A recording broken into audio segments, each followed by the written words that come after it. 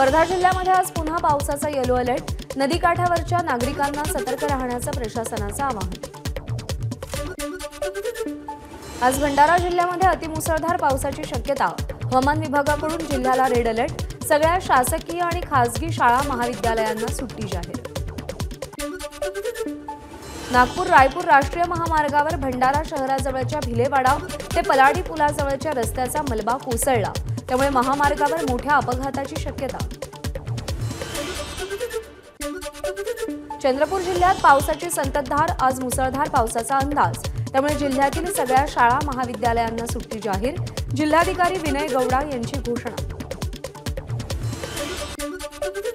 चंद्रपूरच्या ब्रह्मपुरी तालुक्यातील माळ डोंगरामधील तलाव फुटल्यानं धानोली पोहा गावात पाणीच पाणी।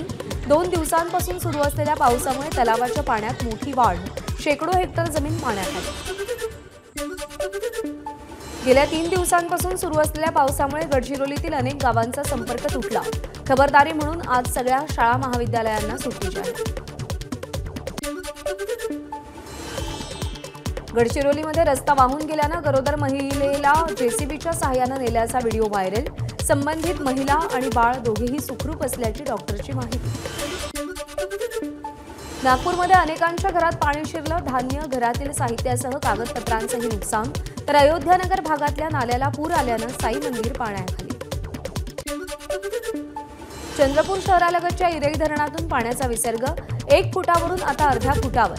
मात्र चंद्रपूर गडचांदूर मार्गावरच्या भोयेगाव पूल अद्यापही पाण्याखाली असल्यानं वाहतूक पूर्णतः बंद। रत्नागिरीमध्ये जोरदार पाऊस। काजळी नदीचं पात्र 18 मीटरनं वर। नदीच्या काठावरील अनेक भात शेतामध्ये पाणी। अनेक गावांचा संपर्कही तुटला। संगमेश्वरमधील गड नदीला पूर आल्यानं मागजन बाजारपेठेत पुराचं पाणी, तर मागजन परिसरातील शेतीही पाण्याखाली गेल्यानं व्यापाऱ्यांसह शेतकरी चिंतेत। रत्नागिरीमध्ये जगबुडी आणि नारंगी नदीला पूर। ग्रामीण भागात जाणारे रस्ते पाण्याखाली। खेडच्या खाडीपट्ट्यातील 40 गावांचा संपर्क तुटला। जनजीवन विस्कळीत।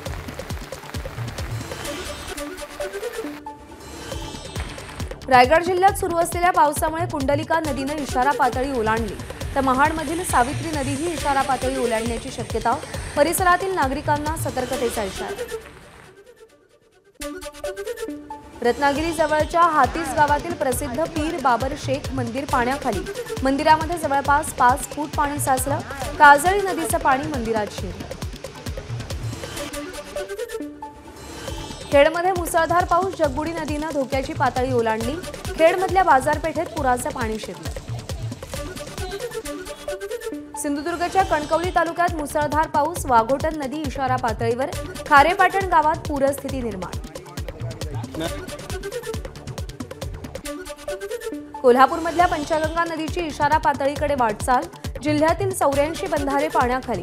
पंचगंगा नदीची ड्रोन दृश्य माझावर।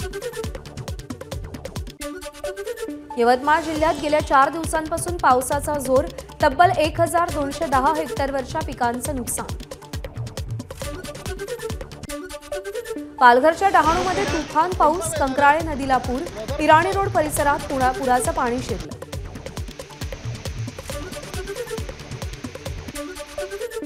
नंदुरबार जिल्ह्यामध्ये पावसाळ्यात सातपुड्यातील निसर्ग सौंदर्य बहरलं। सातपुड्यातील प्रसिद्ध वाल्हेरी धबधब्यावर पर्यटकांची गर्दी। उंचीवरून वाहणारा धबधबा मुख्य आकर्षण। भिवंडीतील राहनाळ परिसरात रस्त्याला नदीचं स्वरूप। रस्त्यावर 1.5 ते 2 फुटापर्यंत पाणी साचल्यानं वाहनधारकांची पाण्यातून वाट काढताना कसरत।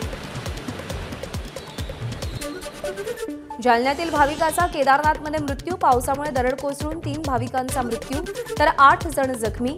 सुनील काळे असं मृत्यू झालेल्या भाविकाचं नाव। परभणीमध्ये सर्वत्र जोरदार पाऊस। अनेक रस्त्यांवर पाणी साचलं। छोट्या मोठ्या नद्याही प्रवाहित। पालघर MIDC मध्ये औषध बनवणाऱ्या कंपनीला भीषण आग। आगीवर नियंत्रण मिळवण्यात अग्निशमन दलाला यश। आगीचं कारण अद्याप अस्पष्ट। सगळे कामगार सुखरूप। सांगलीमध्ये प्रतीक पाटलांच्या वाढदिवसानिमित्त 10,000 वृक्षारोपणाचा संकल्प। वाळवा तालुका युवक संघटना प्रतीक वृक्षारोपण अभियान राबवणार। एबीपी माझा, उघडा डोळे बघा नीट।